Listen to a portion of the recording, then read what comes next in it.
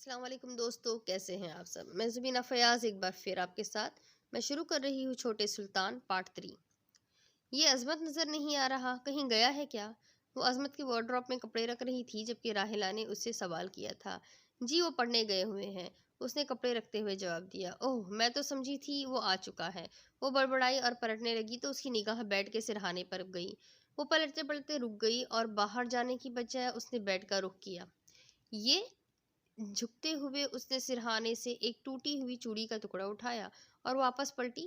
خاموش کمرے میں اس کی سرگوشی بھی کنیز بانوں کی سماعت میں پہنچ گئی۔ اس نے پلٹ کر دیکھا تو سانس سے اٹک گئی۔ یہ چوڑی کا ٹکڑا عظمت کے سرہانے کیا کر رہا ہے؟ اس نے گھور کر کنیز بانوں کی طرف دیکھا تو اس کی آواز لڑکھڑانے لگی۔ جی وہ اس کی سمجھ میں کچھ نہیں آیا۔ وہ اپنے دونوں ہاتھوں کو مسلنے لگی تو راحلہ کی نگاہیں کنیز بانوں کی کلائی کی طرف گئی۔ یہ تمہاری چوڑیوں کا لگتا ہے ٹکڑا؟ اس بار اس نے تیکھے لہجے میں استفسار کیا تھا۔ یہ سن کر تو جیسے اس کا حلق خوش ہو گیا۔ مٹھیاں بھیجتے ہوئے وہ آگے بڑھی اور عجلت کے ساتھ بیڈ شیٹ کو جھاڑنے لگی۔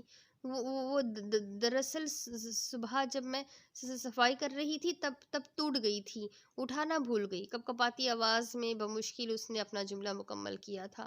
پکا یہی بات ہے؟ اس نے مشکوک انداز میں استفسار کیا۔ جی راحلہ باجی۔ اس نے اپنے ہاتھ بڑھائے تو اس نے لاپرواہی سے وہ ٹکڑا اس کے ہاتھوں میں پھینک دیا۔ آئندہ خیال رکھا کرو، اگر عظمت کو چپ جاتا تو۔ اس نے تنبیہ کرتے ہوئے وہ باہر چلی گئی۔ اس کے جانے کے بعد کنیز بانو نے سکا سانس لیا اور دھیرے سے بیڈ پر بیٹھ گئی۔ خدا کا شکر ہے راحلہ باجی کو پتہ نہیں، ورنہ۔ اس نے اپنی پیشانی سے پسینہ پوچھا اور دوبارہ سرہانے کی طرف دیکھا تو ایک ہلکی سی مسکراہٹ اس کے چہرے پر ابھر آئی۔ گزرے لمحوں کے لمس کو وہ اب بھی بیڈ پر محسوس کر سکتی تھی، جو اس کی مسکراہٹ کا باعث بن رہا تھا۔ اگلے دن اپنے بالوں کو تولیے سے خشک کرتے ہوئے وہ واش روم سے باہر آیا۔ کمرے کا دروازہ پہلے ہی لاک تھا۔ کنیز بانو لحاف کی تہہ بنانے میں مصروف تھی۔ اس نے ایک نظر اس کی طرف دیکھا اور پھر آئینے کی طرف بڑھ کر بالوں کو ایک ادا سے جھٹکا۔ کچھ بوندیں کنیز پر جا گری مگر اس نے کوئی تاثر نہ دیا۔ میری شرٹ تو نکال کر دینا وارڈروب سے، عظمت نے کہا تو اور تولیے کو کندھے پر ہی رکھے رہنے دیا۔ کنیز بانو لحاف کو صوفے پر رکھنے کے بعد وارڈروب کی طرف بڑھی اور شرٹ نکال کر واپس پلٹی۔ کنیز بانو سے شرٹ لیتے ہوئے بھی اس نے رومانوی انداز میں اس کے ہاتھوں کو چھوا مگر اس نے کوئی ری ایکشن نہیں دیا۔ وہ مسلسل ایک اور سوچ میں ڈوبی رہی۔ کیا ہوا؟ کوئی پریشانی ہے؟ اس نے شرٹ لینے کی بجائے اس کے دونوں ہاتھوں کو تھام لیا۔ نہیں چھوٹے سلطان، اس نے نفی میں سر ہلا دیا اور اس کے کندھے سے تولیے کو اٹھایا اور شرٹ پہننے میں عظمت کی مدد کرنے لگی۔ پھر یہ چہرہ مرجھایا ہوا کیوں ہے؟ اس نے کف کے بٹن بند کرتے ہوئے کہا۔ بس ویسے ہی ایک بار پھر اس نے سوچوں میں گم جواب دیا۔ کنیز بانو کو یوں خیالوں کی دنیا میں دیکھ کر اس نے اپنی شرٹ کے بٹنوں کو کھلا رہنے دیا اور اس کے دونوں ہاتھوں کو تھاما۔ اگر کوئی بات ہے تو مجھے بتاؤ۔ اس کے رخسار پر اپنا ہاتھ رکھا تو جیسے ایک نرم سا احساس اس کے جسم میں سرایت کر گیا۔ وہ چھوٹے سلطان، بات یہ ہے کہ چچی جان کو مجھ پر شک ہو گیا ہے۔ اس نے کچھ سوچتے ہوئے کہا۔ شک؟ کیا مطلب ہے تمہارا؟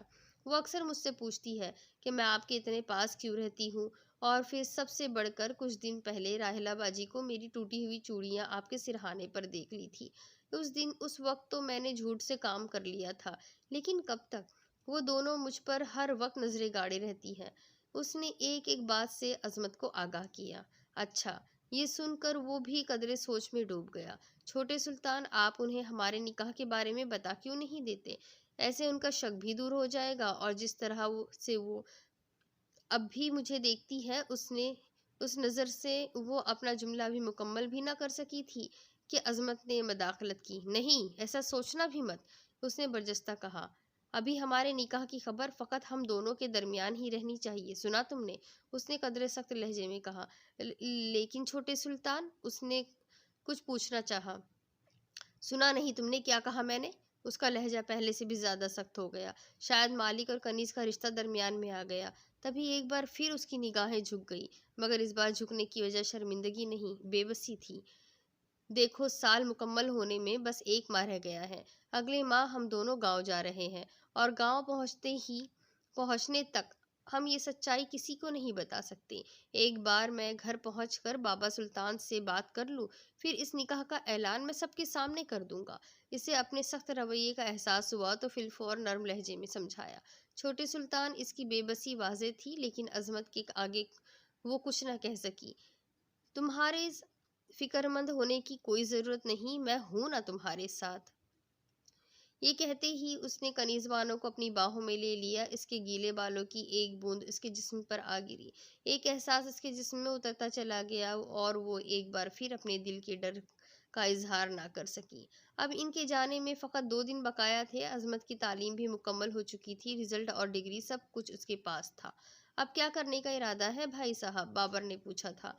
भाई, अब तो हम घर जा रहे हैं वापस, आखिर 1 साल हो गया। गांव को देखे हुए उसने अंगड़ाई लेते हुए कहा। इतने में कनीज़बानो सबके लिए एक एक चाय लेकर आई। ये क्या, अभी से?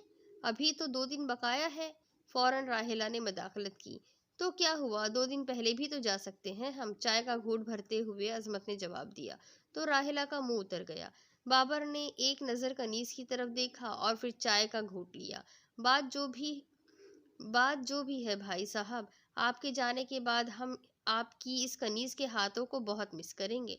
इसने दो मानी लहजे में कहा तो अजमत ने तंबीह निगाहों से उसकी तरफ देखा। मेरा मतलब है भाई साहब कि ये इतने मज़े मज़े के खाने तो बनाकर देती है, और फिर इसके हाथों की चाय, आफरीन आफरीन। उसने एक सर्द आह भरते हुए कहा। पास से गुजरती कनीजबानों के दुपट्टे के पल्लू को सूंघा तो जैसे अजमत के जिस्म में आग सी लग गई। बाबर, वो गुर्राया। उसने गुर्राने की आवाज़ इस कदर अचानक थी, कनीजबानों के हाथों से ट्रे नीचे गिर गई। चूंकि इसका रुख दूसरी तरफ था, इसलिए वो बाबर की इस हरकत से अनजान थी। अपनी हद में रहो, सख्त लहजे में उसने तंबीह की। भाई साहब, ये क्या हुआ आपको? मैं तो बस, इसे जैसे अपनी हरकत पर बिल्कुल भी शर्मिंदगी ना थी। मैं तो बस क्या, वो कनीज है तो इसका क्या मतलब है? उसका ये मतलब तो नहीं है कि तुम इसके साथ जो चाहे करोगे। आगे बढ़कर उसने बाबर का गिरेबान पकड़ लिया। आंखें इस कदर मुश्तिल थी, किसी भी लम्हे आग उगल सकती थी। और जो आप करते हैं उसके साथ? बाबर भी हाजिर दिमाग था। झट सारी बात खुद अजमत पर ले आया। क्या मतलब है तुम्हारा? क्या करता हूँ मैं? बाबर के मुंह से ये अल्फाज सुनते ही उसकी गिरफ्त मजबूत हो गई। बाबर ने अपनी शर्ट खींचकर सीधी की और बेएतनादी से गर्दन झटकी। ज्यादा अनजान बनने की जरूरत नहीं है। मुझे अच्छी तरह मालूम है आप दोनों के दरमियान क्या चल रहा है। बस ये कहीं ना ये कहे ना कि आपको इस बात पर मिर्ची लग गई कि आपके अलावा कोई और भी आपकी कनीज पर हक जताए। बाबर, वो घुर्राया और मारने के लिए अभी अपना हाथ ही उठा रहा था कि राहिला दरमियान में आ गई। अजमत सुल्तान, क्या कर रहे हैं आप? आप ये मत भूलिए, एक मामूली सी कनीज के लिए आप बाबर पर हाथ उठाने जा रहे हैं। राहिला का रवैया भी जारहाना था। ये बात कनीजबानों के लिए अब नाकाबिले बर्दाश्त हो चुकी थी। शायद इसी डर की बात वो अजमत सुल्तान से करना चाहती थी। बस, बहुत हो गया। अब मैं एक पल भी यहाँ नहीं रुकने वाला। चचा आए तो कह देना कि अजमत अपनी कनीज के साथ वापस चला गया। ये कहते हुए वो अपने कमरे की तरफ बढ़ा। देखा सच कितना कड़वा होता है। गर्दन झटकते हुए वापस अपने चाय का कप उठाया, जबकि राहिला अभी तक अजमत को जाता देख रही थी। इस बार तो अजमत ने कनीजबानों को बचा लिया, लेकिन बहुत जल्द वो खुद बेबस होने वाला था। लेकिन आपको ऐसा बर्ताव इनके साथ नहीं करना चाहिए था। कनीज ने वापसी पर अजमत को समझाने की कोशिश की थी, लेकिन उसे समझाने का कोई फायदा ना हुआ। तुम चुप करके बैठी रहो, ऐसा ना हो कि कहीं उसका गुस्सा तुम पर उतर जाए, उसने सपाट लहजे में कहा और फास्ट ड्राइव करने लगा।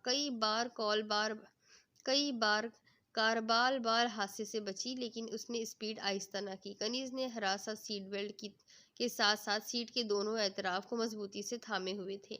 उसका चेहरा इसके खौफ को जाहिर कर रहा था। वो बेबसी के साथ अजमत सुल्तान के चेहरे की तरफ देखती, जो आग की मानंद दहक रहा था। एक तरफ अजमत का गुस्सा था तो दूसरी तरफ मौसम का सितम। बादल भी अपना कहर बरसा रहे थे। गरज की आवाज कानों कानों की समात उचक ले जाने को तैयार थी। तभी यकदम अजमत ने कार की ब्रेक लगाई।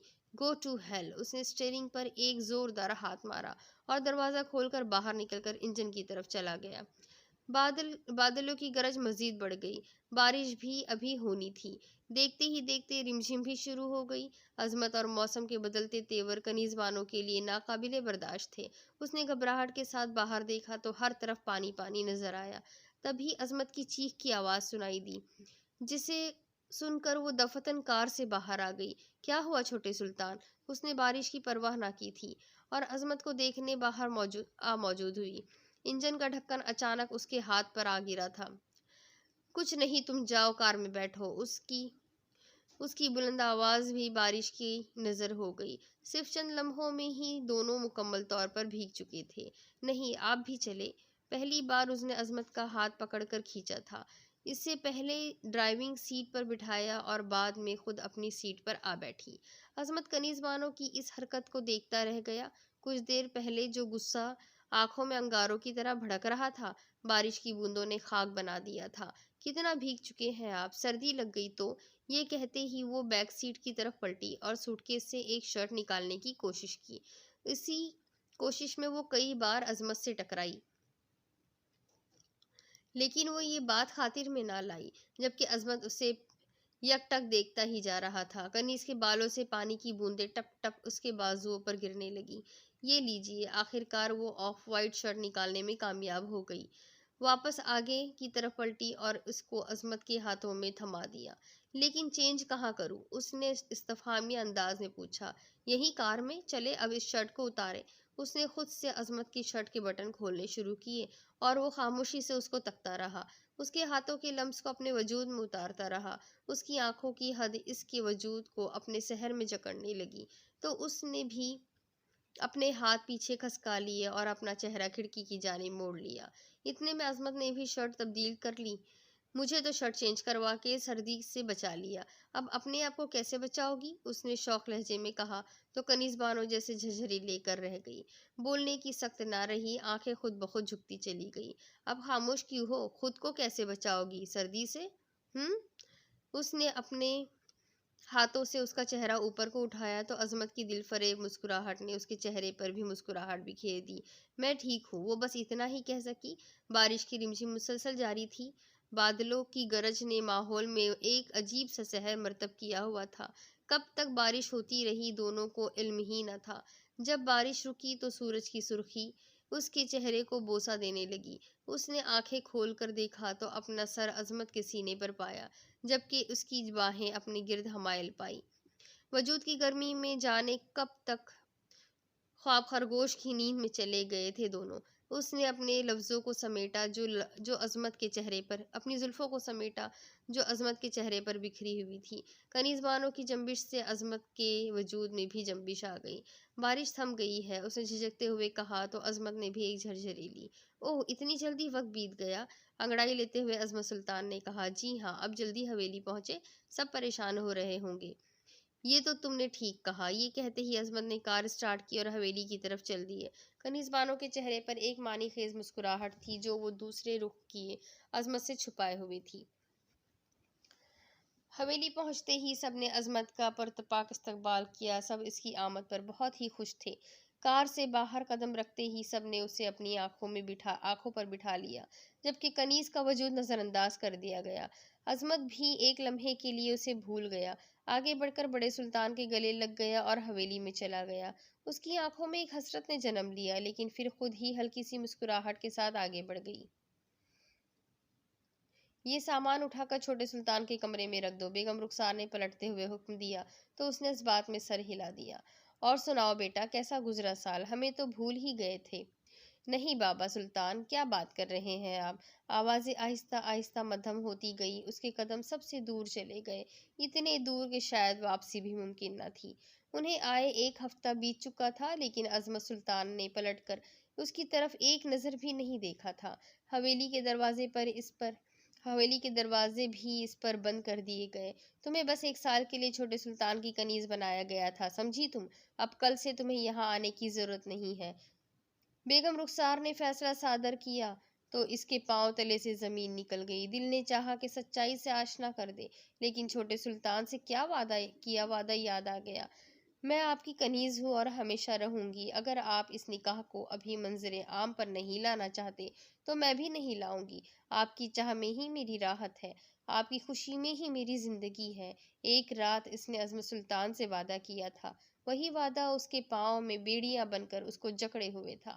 चाह ना चाह कर उसे हवेली से रुखसत होना पड़ा। अजमत किसी काम से बड़े सुल्तान के साथ गया हुआ था, इसलिए वो इससे बात भी ना कर सकी और खामोशी से अपने सैया के घर से रुखसत हो गई। मगर इतने अरसे की कुर्बत भला इतनी जल्दी कहाँ भुलाई जा सकती थी। और जब कुर्बत में निकाह का रिश्ता कायम हो जाए तो डोरिया पहले से कहीं ज्यादा मजबूत हो जाती है। कहने को तो वो एक कनीज थी, लेकिन शरीयत में अब वो बेगम सुल्तान बन चुकी थी। लेकिन ये हकीकत सिर्फ दो रूहों के माबैन थी। तीसरा बशर इस हकीकत से बेखबर था। तभी इस पर नई कयामत तोड़ दी गई। बानो बेटा, तुम्हारे चचा से मेरी कल बात हुई थी। उन्होंने कहा कि अब तुम्हारी और सलीम की शादी कर दी जाए। याकूब अली ने कितनी आसानी से ये अल्फाज कह दिए।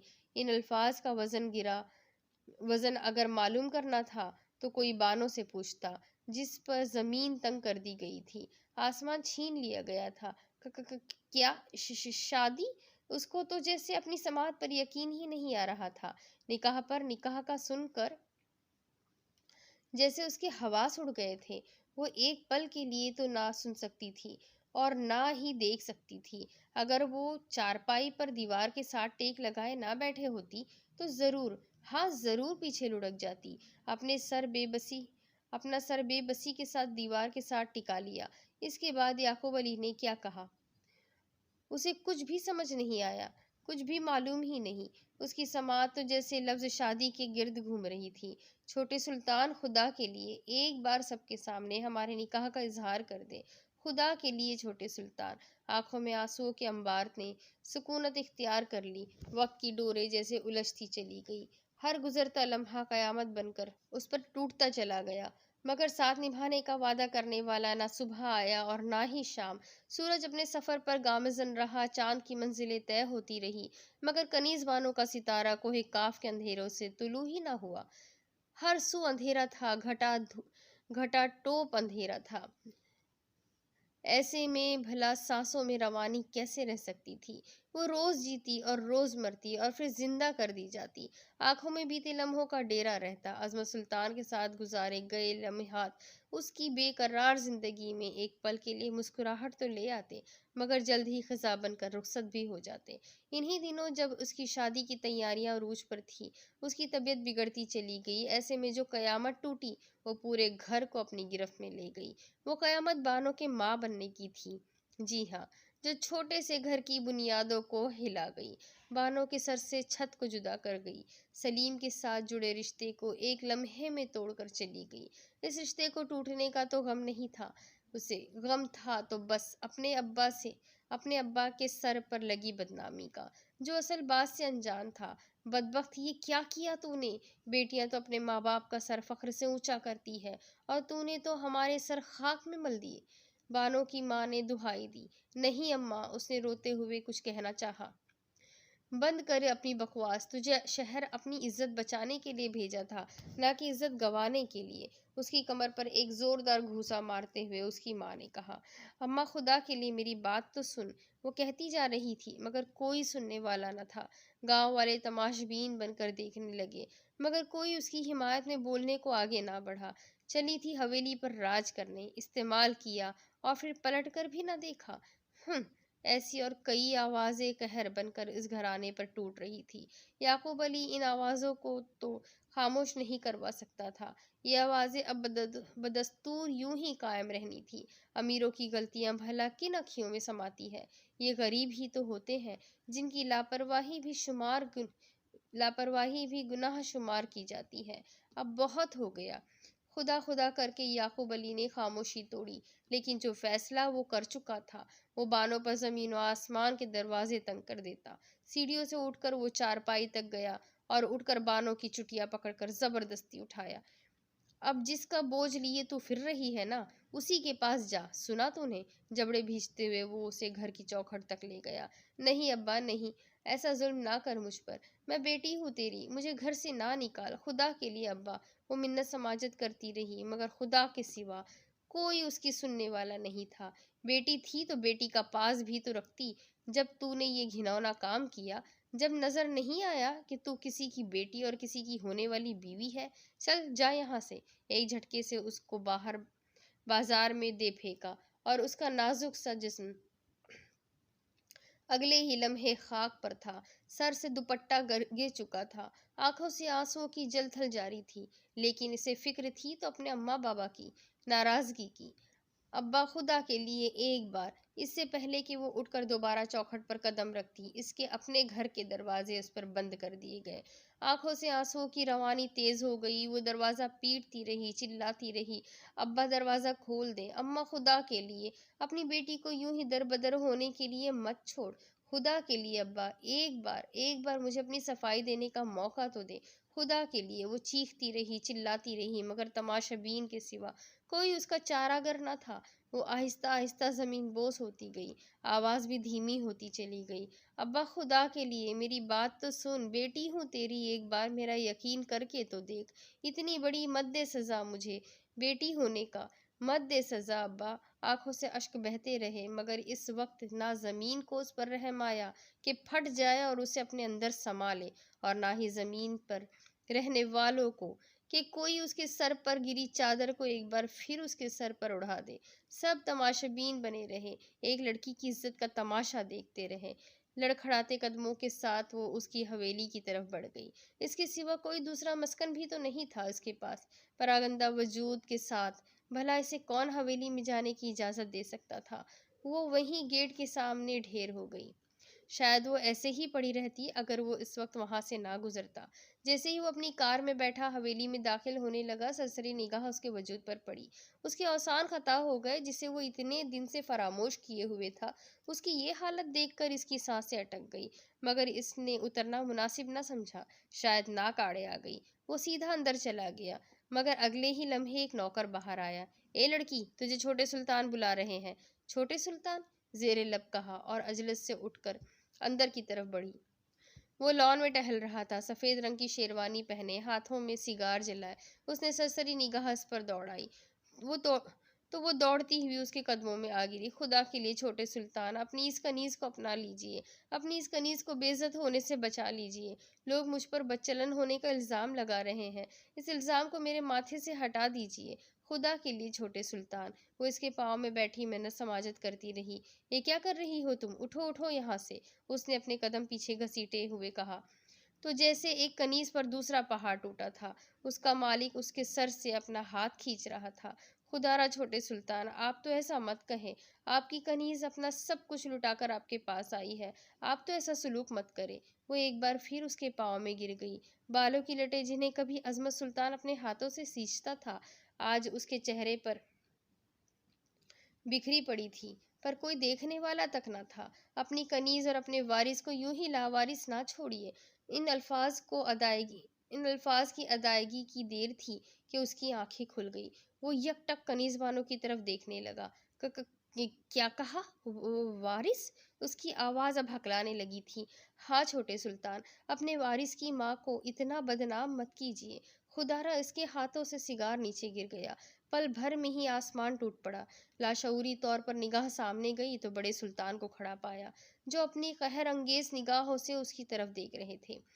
بابا سلطان، وہ بڑبڑایا، مگر کنیز بانوں پر کوئی اثر نہ ہوا۔ وہ پہلے کی طرح ہی آہ و بکا کرتی رہی، نظریں جھکائے اپنی عزت مانگتی رہی۔ بڑے سلطان اشتعال انگیز نگاہوں سے عظمت سلطان کی طرف دیکھتے ہوئے آگے بڑھے تو اس کے دم خشک ہو گئے۔ بابا سلطان، اس نے کچھ کہنا چاہا مگر ہاتھ کے اشارے سے اسے خاموش کروا دیا گیا۔ تم سے تو بعد میں بات کرتا ہوں، پہلے اس لڑکی کا کچھ کر لوں۔ انہوں نے ایک نظر کنیز بانوں پر ڈالی، پھر سکھا کو آواز دی تو وہ دوڑی چلی آئی۔ جی بڑے سلطان، آپ نے بلایا؟ اس لڑکی کے رہنے کا بندوبست کرو، جاؤ یہاں سے۔ سکھا کنیز بانوں کو اپنے ساتھ لے گئی، جبکہ اب چھوٹے سلطان اور بڑے سلطان اکیلے تھے۔ کہنے کو رہنے کے لیے چھت تو مل گئی، مگر ہوا وہی جو اکثر داستانوں میں ہوا کرتا ہے۔ کنیز ہمیشہ کی طرح کنیز ہی بنی رہی، نام ملا نہ عزت، صرف بے نام وجود، بے نام زندگی، رشتے کی ڈور ہوتے ہوئے بھی بے مقصد زندگی۔ عظمت سلطان کی کنیز بانوں سے شادی تو کر لی تھی، مگر اس کا برملا اعتراف نہ کر پایا۔ جس کا نتیجہ یہ ہوا کہ شہر سے آتے ہی اس کے لیے رشتے آنے شروع ہو گئے۔ پہل تو وہ انکار کرتا رہا، مگر پھر بڑے سلطان نے اس کو بچپن میں ہونے والے رشتے کے بارے میں بتایا تو وہ سچائی کو اب مزید چھپا نہ سکا۔ بابا سلطان، میں شادی نہیں کر سکتا، اس نے نظر جھکائے ہوئے کہا۔ مگر کیوں؟ انہوں نے سپاٹ لہجے میں پوچھا۔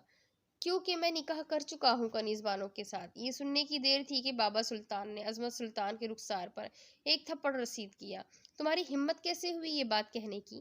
تم جانتے بھی ہو اس کا مطلب کیا ہے؟ انہوں نے جبڑے بھیجتے ہوئے کہے۔ جی بابا سلطان، میں سچ کہہ رہا ہوں، میں نے کنیز بانو کے ساتھ۔ ایک بار پھر اس کے رخسار پر دوسرا تھپڑ لگایا گیا۔ اس کا چہرہ مزید جھک گیا۔ عظمت سلطان، یہ مت بھولو تم ایک سلطان ہو اور وہ ایک معمولی سی کنیز۔ وہ ہررائے۔ لیکن وہ کنیز میری۔ اس سے پہلے کہ عظمت سلطان اپنی بات مکمل کرتا، بڑے سلطان نے مداخلت کی۔ خبردار، جو ایک لفظ بھی آگے بولا تو یہ کنیز دل بہلانے کے لیے تو ہو سکتی ہے، مگر دل میں بسانے کے لیے نہیں۔ سمجھے تم؟ انہوں نے جیسے اپنا فیصلہ صادر فرما دیا تھا۔ لیکن بابا سلطان، ایک بار پھر بڑے سلطان نے مداخلت کی۔ بس اب ایک لفظ بھی نہیں بولو گے تم، سنا تم نے؟ اور یاد رکھنا، اس کنیز کا لفظ آج کے بعد میں تمہاری زبان سے نہ سنوں، سمجھے تم؟ عقابی آنکھوں سے وار کرتے ہوئے وہ فی الوقت تو وہاں سے چلے گئے، مگر عظمت سلطان کے دل سے کنیز بانو کا خیال نہ نکال سکے۔ وہ اس سے دور تو رہا تھا، ہر وقت اس کے بارے میں سوچتا رہتا، مگر کچھ نہ کر سکا تھا۔ اور اب وہ جب اس کے سامنے تھے، پھر سے بے بس تھا۔ کنیز بانو کے سامنے اس کی منگنی کی رسم ادا کی جا رہی تھی، اس کی نسبت کسی اور سے طے کی جا رہی تھی۔ یہ وقت کنیز بانو کے لیے کتنا کٹھن تھا، اس کا انداز عظمت سلطان لگانے سے قاصر تھا، لیکن اس نے اف تک اپنی زبان سے نہ نکالا، خاموشی سے ہر کام کرتی رہی، ایک کنیز بن کر۔ ارے یہ تو وہی ہے نا جسے اس کے گھر والوں نے بچلن کہہ کر گھر سے نکال دیا تھا۔ ان آوازوں نے حویلی کا بھی رخ کر لیا۔ رسم منگنی میں بھی اس کو یہ باتیں سننے کو ملی۔ اس نے استفہامیہ نگاہوں سے عظمت سلطان کی طرف دیکھا، مگر وہ بھی نظریں چرا گیا۔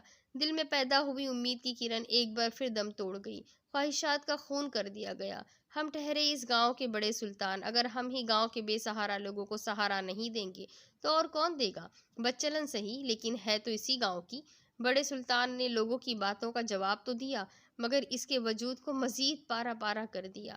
اگر وہ جواب نہ دیتے تو ٹھیک ہی تھا، کم سے کم اس کو بھیک تو نہ ملتی۔ سر پر موجود چھد اب اسے ہمدردی اور بھیک میں ملی خیرات محسوس ہونے لگی، جو کہ ایک بیوی کا حق تھا، اس پر جتلایا جانے لگا۔ آنکھیں پرنم سی ہو رہنے لگی۔ وقت بیتتا چلا گیا۔ عظمت سلطان کی شادی کے دن قریب آتے گئے، تبھی ایک دن جو آواز اس کی سماعت میں گئی، جسے سن کر اس کا ریختہ وجود تقریباً اس دنیا سے کوچ ہی کر گیا۔ بس بچہ ہو جانے تک وہ اس حویلی میں ہے، اس کے بعد اس کنیز کا سایہ تک اس حویلی میں بھٹکنا نہیں چاہیے۔ آئی بات سمجھ میں؟ وہ پانی پینے کے لیے کچن کی طرف جا رہی تھی جب مہمان خانے سے بڑے سلطان کی آواز اس کی سماعت میں گونجی۔ لیکن بابا سلطان، یہ عظمت سلطان کی آواز تھی، جس نے احتجاج کرنا چاہا لیکن دبا دیا گیا۔ تم سے رائے نہیں مانگی، بتایا ہے تمہیں۔ ایک بات یاد رکھنا، اگر تمہارے اور اس کنیز کے رشتے کی خبر کسی کو بھی ہوئی تو تمہیں آنکھ کر دینے میں مجھے ایک سیکنڈ بھی نہیں لگے گا، سمجھے تم؟ بڑے سلطان نے دھمکی دی تو ایک لمحے کے مہمان خانے میں خاموشی چھا گئی۔ سب کڑیاں جڑتی چلی گئی۔ عظمت سلطان کے اظہار نہ کرنے کا سبب اس کے سامنے آ گیا۔ دیوار کے ساتھ ٹیک لگا کر اپنی چیخ کو دبانا چاہا۔ اور بچہ؟ عظمت سلطان نے کہا، کسی یتیم خانے میں دے دینا، مگر ایک بات یاد رکھنا، وہ کنیز اور بچہ کبھی ملنے نہیں چاہیے، کیونکہ اگر وہ دونوں اکٹھے رہے تو اس حویلی کی شان و شوکت پر سوال یا نشان بن سکتے ہیں۔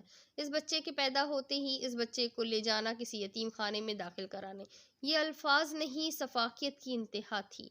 کہنے والے نے کہہ دیا، سننے والے نے سن لیا، مگر ایک ماں، اس کے لیے تو جیسے زندگی کے چراغ کو ہی بجھا دیا گیا ہو۔ اس کے بچے کو اس سے الگ کر دینا؟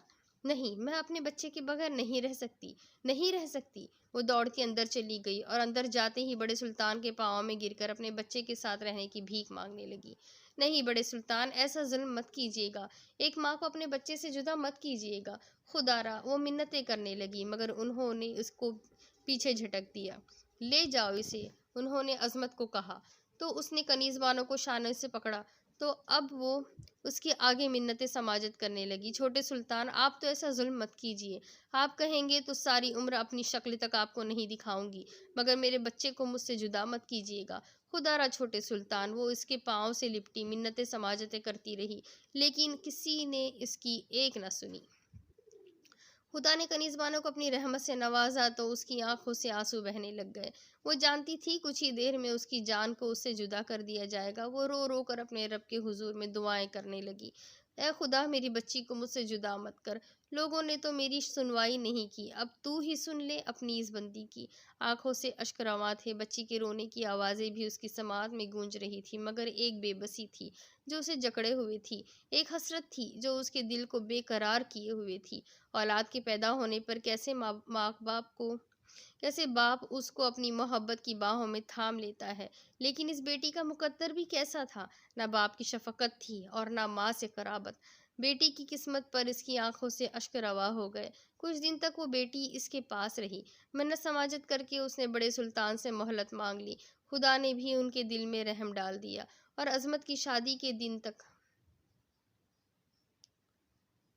وہ اس بچی کو حویلی میں رہنے کی اجازت دے دی گئی۔ اس مہلت پر اس کی آنکھوں سے اشک بہہ نکلے۔ اس مہلت کو اس نے غنیمت جانا اور اپنی بیٹی پر اس نے عمر بھر کا لاڑ پیار نچھاور کر دیا۔ باپ نے تو ایک بار بھی اسے اٹھا کر نہ دیکھا تھا، مگر وہ ایک باپ کی بھی کمی پورا کرنا چاہتی تھی۔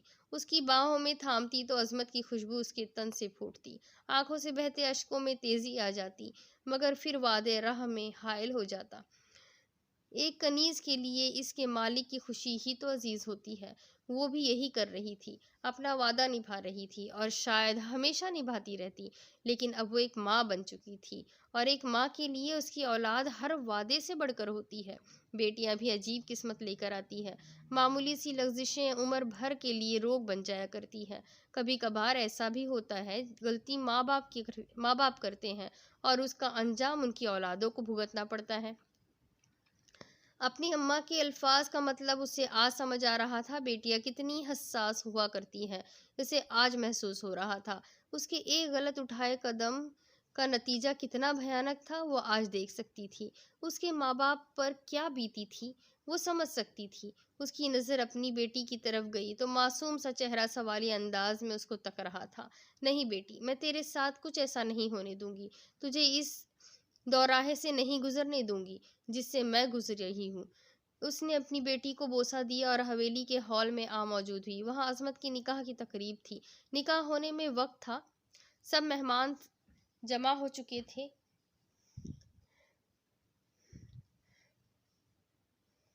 اس نے اس کی طرف دیکھا تو ایک معمولی کنیز جانا اور گردن جھٹکتے ہوئے منہ موڑ لیا۔ وہ آگے بڑھتی رہی، عظمت پر نگاہیں جمع ہوئی تھی۔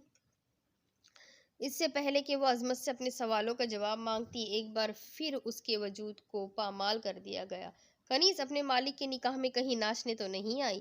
یہ آواز اس کے کانوں کو چیرتی ہوئی جسم میں داخل ہوئی تو ایک جگہ اس کے لیے خالی کر دی گئی۔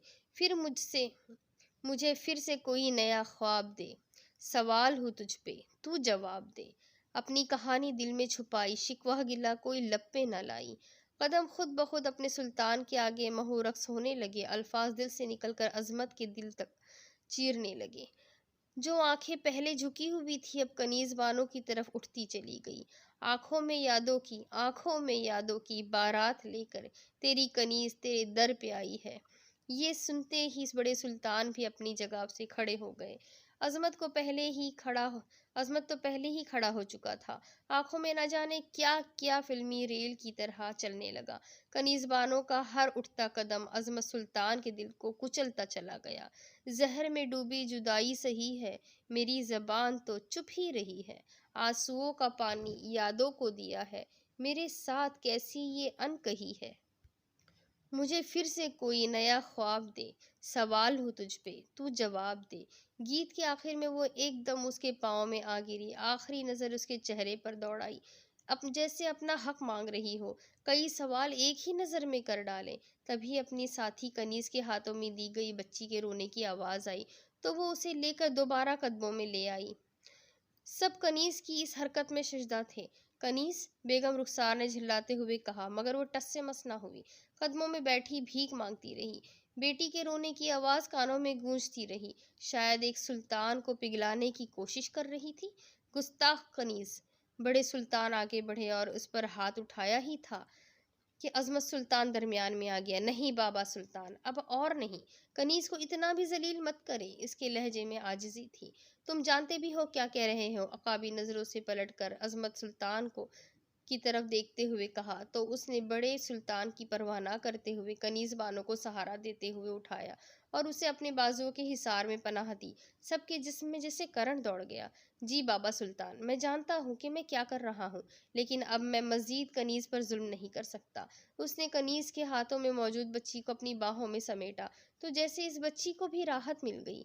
एक बाप के साये में आकर उसका रोना बंद हो गया। पहली बार इस बच्ची को उसने सूंघा था। आंखों से खुद ब खुद आंसुओं का कतरा बह निकला। जिस बच्ची को आप बिन बाप के समझ रहे थे, जान लीजिए कि इसका बाप इस बच्ची को अब अपनी बाहों में थामे हुए है। एक ही जुमले में उसने हवेली की बुनियाद को हिला डाला। कनीज ने तशक्कुर भरी निगाहों से अजमत सुल्तान की तरफ देखा, जो सबकी नजरों का सामना कर रहा था और इस पर और अपनी बेटी पर साया मेहरबान हुआ था। बेगम रुखसार तो जैसे इस शौक को बर्दाश्त ही न कर सकी और उसी वक्त बेहोश हो गई। माफ कीजिए छोटे सुल्तान, मेरी वजह से आपको मेहमानों के सामने शर्मिंदगी महसूस हुई। मेरा मकसद आपको शर्मिंदा करना नहीं था और ना ही अपने वादे को तोड़ना था। मैं बस इस बच्ची को इसके बाप तक पहुंचाना चाहती थी और बस। वो हाथ जोड़े हुए उससे माफी मांग रही थी। नहीं कनीज, तुम्हें माफी मांगने की कोई ज़रूरत